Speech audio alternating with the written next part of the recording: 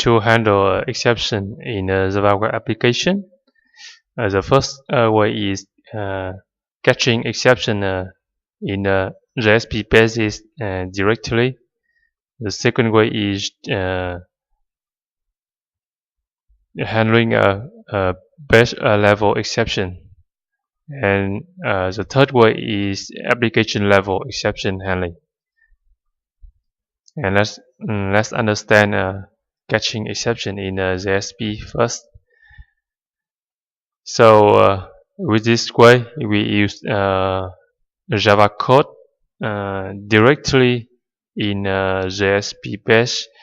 As you can see here, we use a child catch structure to catch